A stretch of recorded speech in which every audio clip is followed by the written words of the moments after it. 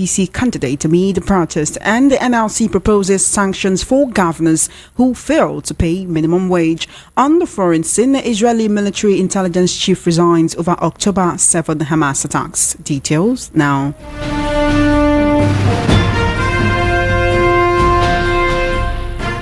Thank you for staying with us. The world news at 12 begins with the Kenya Police Service expected to hasten plans to extradite Nadeem Anjarwalla, the Binance executive who escaped from Nigeria's custody this week. According to government sources who spoke under condition of anonymity, the fleeing executive will be handed over to the Nigerian government by the International Criminal Police Organization within the week. You will recall that following his escape from custody, the federal government has been on Anjarwalla's trail, tracing him to Kenya from where he was nabbed. The Economic and Financial Crimes Commission (EFCC), the International Criminal Police, the Nigeria Police Force, and the Kenya Police Service have deepened talks to quicken Anjarwalla's extradition. Anjarwalla was arrested on the basis of tax evasion, currency speculation, and money laundering to the tune of over $35.4 million. Meanwhile, the Yoruba self-determination movement, spearheaded by Professor Banji Akintoye and Sunday Adeye, more popularly called Sunday Igboho, has issued an open letter to President Bola Tinubu requesting a peaceful secession of the Yoruba people from Nigeria. The letter, dated April 17, 2024 and co-signed by Akintoye, Igboho and one Olademola, has heightened the political tensions within the country. The movement leaders have formally requested that President Tinubu establish a negotiation team within 2 months to discuss the peaceful exit of the Yoruba regions from the Nigerian Federation. This comes in the wake of a violent incident last week where armed agitators stormed the Oyo State Government House, attempting to raise their flag over the State House of Assembly. In their letter, Akintoye and Igboho took a firm stand to dissociate themselves from the violence, emphasizing their commitment to achieving their goals peacefully. Well, let's take a listen to Professor Banji Akintoye speaking during an exclusive interview with Dr. Ruben Abati on the Rise Television yesterday.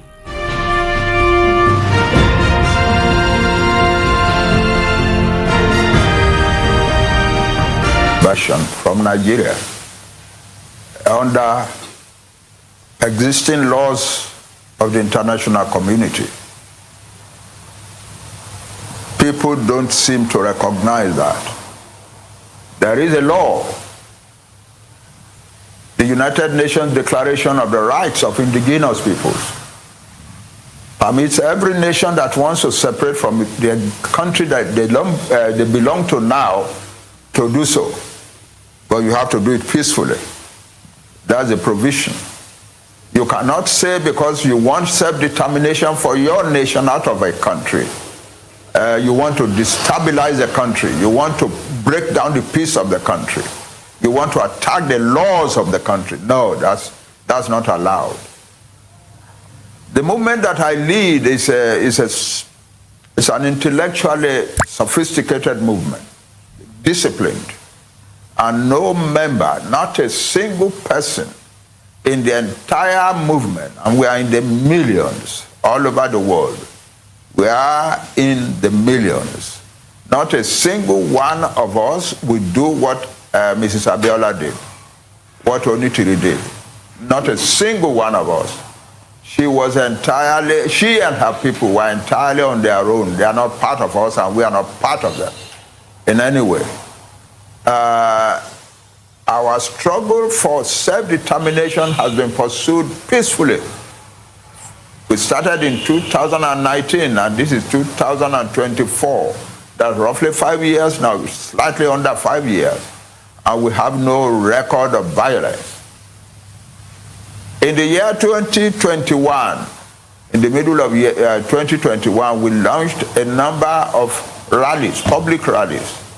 The first one was in Ibadan, and it was very large. That's what the Constitution of Nigeria says. But the law of Nigeria also, part of the law of Nigeria says that self-determination is a legitimate right. Well, because when the United Nations passed the declaration, Nigeria was a signatory to it. Nigeria brought the law, that declaration, to the National Assembly. The National Assembly approved it, and the President of Nigeria signed it. That made it part of the law of Nigeria. The The same thing with the Africa Charter of human and people's rights. But Prof, sir. The president of Nigeria brought it to Nigeria, took it to the National Assembly. The National Assembly approved of it. Then the president signed it. That makes it a part of the law of Nigeria. And courts in Nigeria have made the statement that fighting for self-determination is not unlawful in Nigeria. So we are not doing anything unlawful. Nigeria allows individual Nigerians or groups of Nigerians to advocate for self-determination for their people. That cannot be contradicted. The laws of Nigeria allows peoples in Nigeria to advocate for the self-determination of their people. Well, I'm just that's the law. Well, but and that's why when we went on rallies and so on, nobody could arrest any one of those boys and girls. You have just listened to Professor Banji Akintoye speaking on the Yoruba Nation agitation during an exclusive interview with Dr. Ruben Abati on Arise Television. In the meantime, the Ondo State Governor Lucky Aiyedatiwa was announced early this morning as the standard bearer of the All Progressives Congress (APC) in the November 16 governorship elections. The election in 203 wards across the 18 local governments was held on Saturday, except in Okitipupa local government, which was held yesterday afternoon. The poll in Okitipupa was shifted by the electoral panel due to disruption. Results from the local governments were collated until the early hours of today by the Governor Usman Ododo-led electoral panel. Electoral officers from the local governments personally announced the results before the 7-man panel.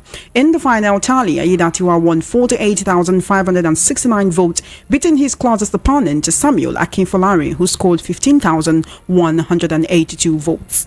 In another development, Senate Minority Leader and the Senator representing Benue South, Abba Moro, has denied reports that the People's Democratic Party (PDP) members of the upper chamber collected millions of dollars allegedly shared by the Minister of FCT, Nyesom Wike. The rumors surfaced days after the National Executive Committee meeting after main opposition party. Speaking to Daily Independent News Medium, Senator Moro explained that he had spoken to colleagues who said they did not get the $2 million reportedly given to lawmakers by the FCT minister. Senator Moro said no PDP senator has been given a dime to stoke any crisis. He also noted that there is too much fake news around in recent times.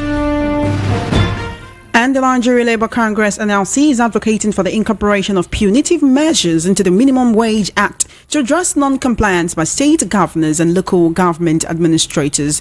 This push for stricter enforcement comes amid ongoing challenges with the implementation of the current minimum wage across various states. The National Treasurer of the NLC, Hakeem Ambali, highlighted the issue in an interview with journalists, explaining that the lack of penalties in the existing 2019 Minimum Wage Act has allowed some state governors to evade their obligation to pay the stipulated minimum wage. Well, now joining me to discuss this and other issues on the world news at 12 this afternoon, I have Mr. Akin Fatike, Chartered Accountant as well as Political, National and Public Affairs Analyst. Welcome to the world news at 12, Mr. Fatike. It's always a pleasure to have you here. Are you with me, Mr. Fatike? Mr. Fatike, can you hear me? Hello there, Mr. Fatike. Do we have you on the line? All right, then we'll try to reach Mr. Fatike one more time. While that is happening, the National Treasurer of the NLC, Hakeem Ambali, has emphasized the necessity of sanctions to ensure compliance and protect workers' rights across Nigeria. The move by the NLC coincides with a scheduled meeting of the 37-member committee established by President Bola Tinubu's administration to discuss the new minimum wage. This panel, inaugurated on January 30, 2024 by Vice President Kashim Shettima, includes representatives from federal and state governments, the private sector, and organized labor. Welcome to the World News at 12, Mr. Fatike. It's a pleasure to have you here. Hello. Mr. Fatike, I can hear you. You're live on radio. Can you hear me, Mr. Fatike? Hello. Mr. Fatike, I can hear you. Can you hear me? Now I can hear you. I can hear you. Great. Let's delve into the conversation headlong. Really, so the Kenyan police has arrested fleeing Binance executive and are preparing to extradite him to Nigeria. Of course, the EFCC said they were partnering with Interpol to make sure that this happens. Would you say this is good news for you? In a minute, let's move on to weightier matters. Oh well, whoever flees from the law and from normal convention, the whole world is a see true. And if it is true, because when news break like this, before you say Jacob sin, there has to be changes. There might be changes. But if it is true, I think it's good under the Interpol international law for the Binance executive to come back and face the charges that have been leveled against him. The other side to it, of course, there has to be civility, there has to be fairness, be given all the opportunities of trying to defend himself. Part of the things that was accused is the fact that the untoward downfall tone of our national currency has been action in connivance with relatively, uncouth people to bring us to where we are at. I think it should be done dignifiedly. I am happy that it's not being put in a crate like Omar Odiku or Blessed Memory, or is being hounded back from the same tenure like we have Nnamdi Kanu. It should naturally be given all free access to legal rights in the country to do what is right. I pray that security forces and our law enforcement agents will act, the way that is done elsewhere, with dignity and with true fairness, to making sure that we extract the best for Nigeria, the fear for him, and you and I to be able to breathe. Thank you, Mr. Fatake. Let's now move on to the issue of agitations and secessionist movement in Nigeria. Looking at this, right, Igboho, and that's Sunday Igboho, and the Professor Banji Akintoye has written a letter to President Tinubu demanding the Yoruba nation exit from Nigeria. In an insert that was played, while the news was going on, Professor Banji Akintoye did say that no one should destabilize the country because they want self-determination. He spoke about leading an intellectually sophisticated movement, saying this movement has been going on for 5 years now, since 2019, and there's been no record of violence. He's saying they even launched a number of public rallies in 2021. He spoke about the fact that part of the Nigerian law says self-determination is a right, and also the African Charter of Human and People's Rights, which Nigeria is a part of. He's saying that they are not doing anything unlawful, right? That they are not doing anything unlawful at all. I just want to know, what are your thoughts on this?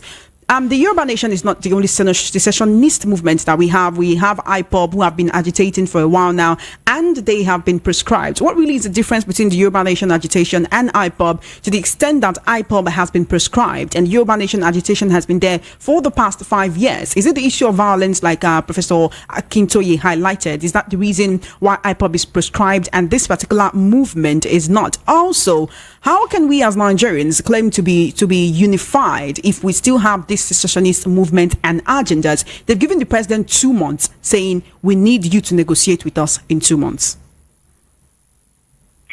I think the best way into this to really unbundle all what has been put together. And let me start from the reverse professor's point of view.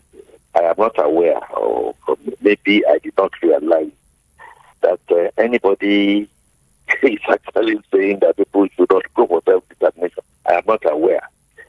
It is the method that you employ within the International Convention and Constitution, including the United Nations, that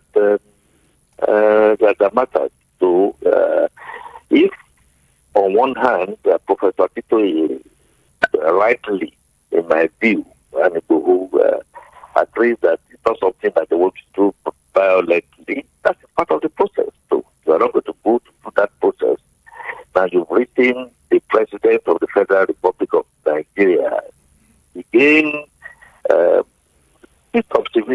Yeah, but is that the process? Are we not supposed to, at the end of the day, whether the president himself or the president himself have to go to the National Assembly, and then we do the necessary referendum? You see, it goes through a process, and I am careful. I'm careful to say that whether Yoruba nation, where the Afro agitators, where some other agitators, we must be careful to establish who exactly are they talking for. If a group of people come up and say they are speaking for Yoruba nation, the referendum has been taken. What is the geographical location of what makes the Yoruba nation? So they're actually saying, Mr. Fatuke, they are saying the southwest region, right? And of course, they dissociated themselves from the about 29 agitators who were subdued by security forces and are now facing legal proceedings in Ibadan, the ones who tried to seize the Oyo State Secretariat. But then here is the thing, right? These agitators right now, this agitation, they're saying the premise is that in the Middle Belt, there is a horrendous, in their own words, horrendous bloodletting going on, with many families forced into IDP camps. It's saying that in an unofficial estimate showed that Fulanese had killed, Fulani herdsmen and bandits, has killed as many as 29,000 Yoruba people since 2015 till date. They're saying that this is enough for the Yorubas to seek a breakaway from Nigeria. I come back to a very basic principle. Again, it may not be sweet sound to too many ears. You said southwest. What geographical area are we talking about? Yoruba is okay. Is that a common denominator? Is it from other geographical areas? Who handed that bandage to the group of leaders who now say they are speaking for the Yoruba nation? That's not the point I'm making. And for us to be able to get to the root of that, we need to go through that normal process. Now, plus or minus, whether you like it or you don't like it, we have constitutional authority in the National Assembly. The National Assembly will have to make a pronouncement. In my mind, it's a good point, like Professor Akintoye said. Nobody is stopping anybody from wanting to say you want to break away. Have you done all the homework? Are you carrying everybody along? If you take, for instance, like I've always said, as an example, as a stereotype, you take the geographical area that is Ogun State today. We have the Yewas, we have the Egbas, of course, and then you have the Jebus. Who says among these three tribes they want to stay together? Who says that because you have unifying voice of language, it therefore means everybody wants to break away? I think a proper referendum will have to be taken. I think the Yoruba nation has done a letter to the United Nations. The United Nations will have given them a couple of things that must be put in place. Part of it perhaps is what they think they are doing now. The president is not going to make a pronouncement. Let's be clear. He's not going to make a pronouncement and say, yes, because of that. He has to take it on to the National Assembly, to the Council of State, and then do a proper referendum. Let's know who appointed who to say they should be speaking for a particular group. And that takes me back to the IPOB and the Afro agitators. Again, in trying to unbundle this at the risk of sounding like a broken record, we need to be very, very careful.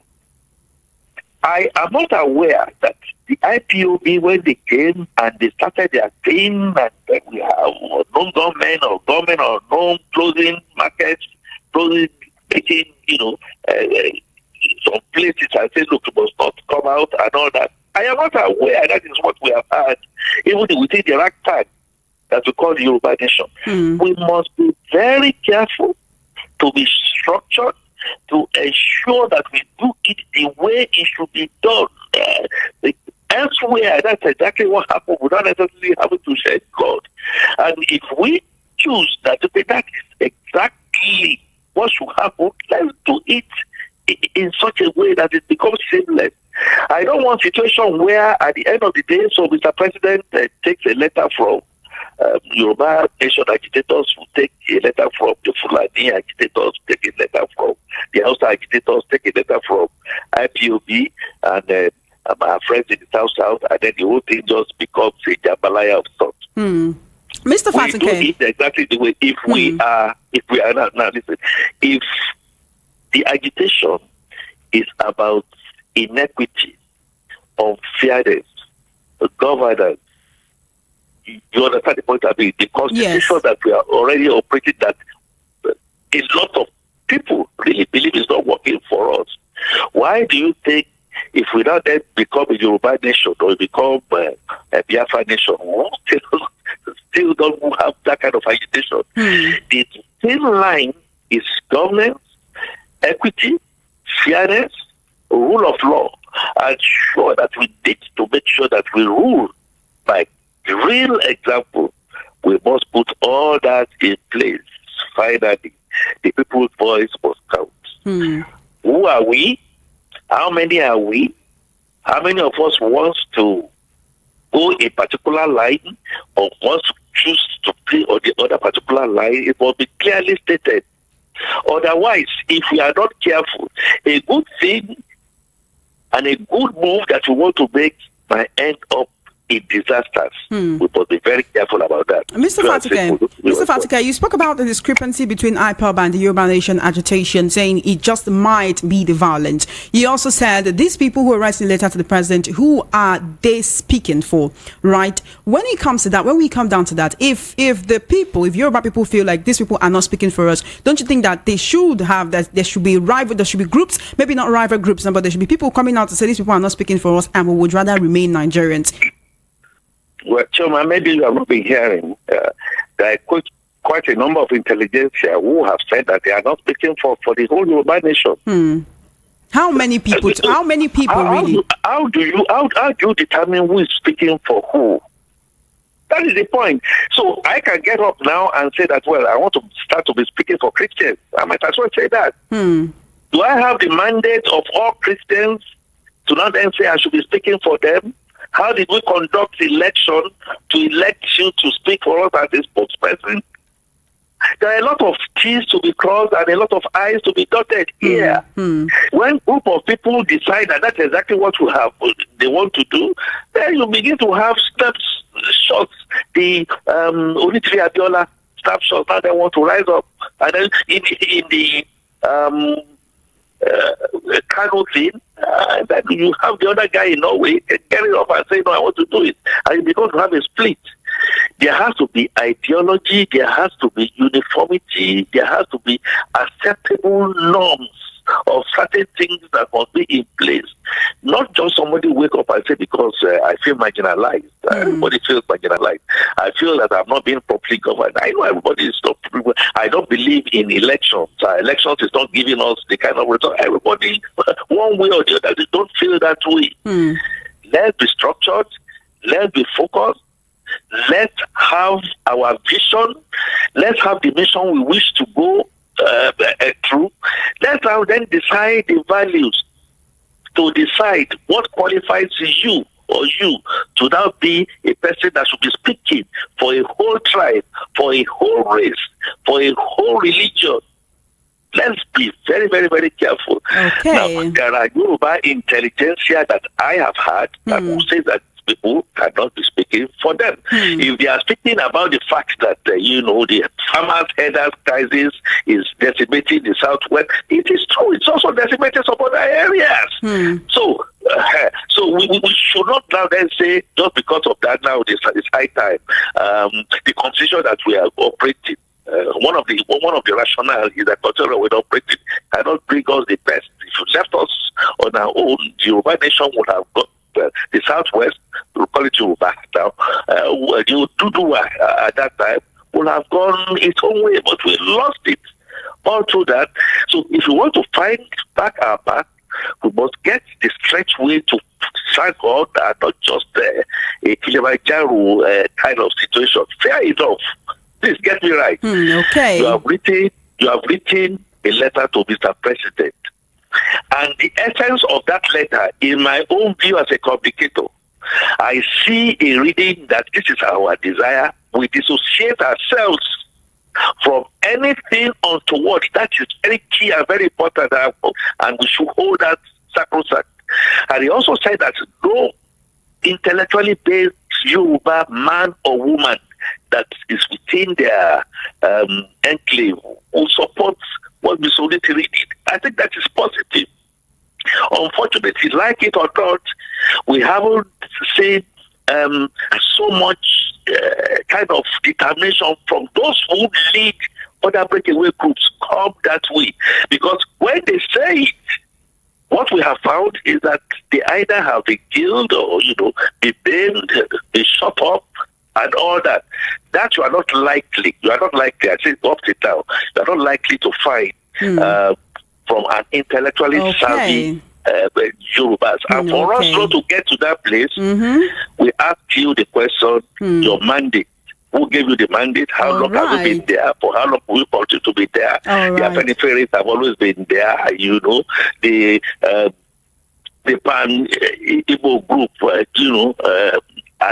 always been there. And for you, Mr. Fatunke, that's really the long and short of the whole matter. People will agitate and say, look, you have overstayed your bound, and the confusion now leads. You are not being democratic. You are not speaking for us and all that. I'm sorry. I thought I should just bury that. That's very, okay, Mr. Fatunke. Thank you so much. Our time is fast spent, but for just 1 minute, I need you to speak on the situation. So there was a development where, there were talks and reports of Wike giving senators $2 million in order to support Damagum. We know that in their last National Executive Council meeting, the PDP have decided to keep Damagum as National Acting Chairman, Umar Damagum, up until August.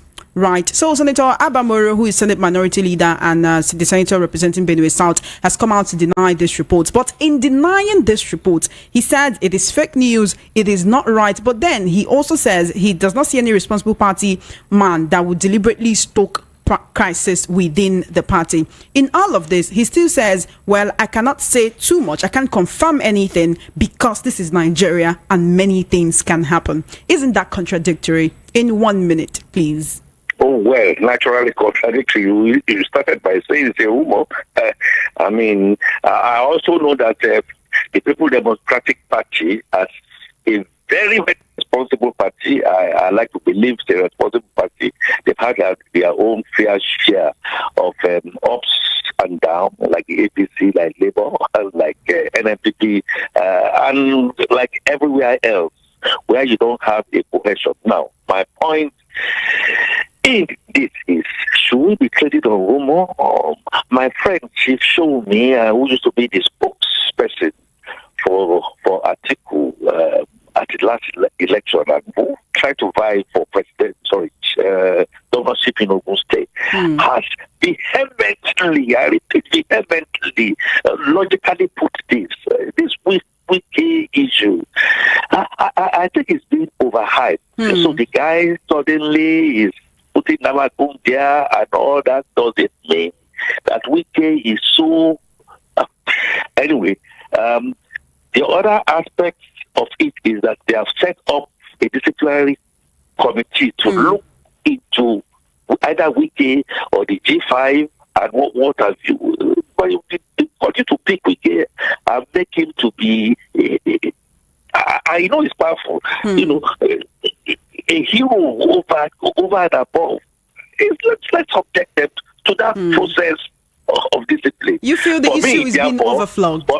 For me, therefore, what you are going to find, they are going to find a lot more morals, and then before you know what is happening, the whole thing is split down the line, and it becomes cacophonous. Thank you so much. Next step, get the structure, because we need an opposition. Okay. And PDP can give a credible opposition in this country. Thank you so much, Mr. Akintoye, for joining me on the World News at 12 this afternoon. Your presence, your analysis, your input always makes a difference. Thank you so much.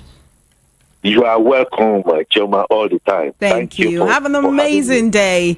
You're still listening to the World News at 12 right here on Voice of the People 90.3 FM on the foreign scene. The Israel military today reveals that the chief of its intelligence directorate has resigned after taking responsibility for failures leading to the unprecedented October 7 attack by Hamas. Major General Aharon Haliva is the first high-ranking official to step down for failing to prevent the attack that shocked Israel and the international community. The Hamas attack resulted in the deaths of 1,170 people, mostly civilians, according to Italy-based and official Israeli figures. And that's it on the World News at 12. Just before we wrap up, let's take a look at the top stories again. You heard that the Kenya police has arrested fleeing Binance executive and is preparing his extradition to Nigeria. Ijeoma Akintoye writes Tinubu demand Yoruba nation exit from Nigeria.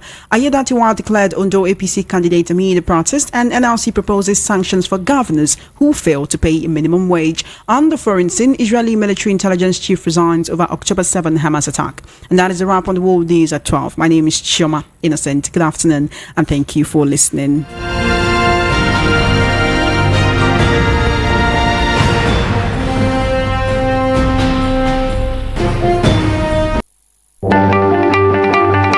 This is the station that gives you a voice. How can you be jubilating when judgment has not been given?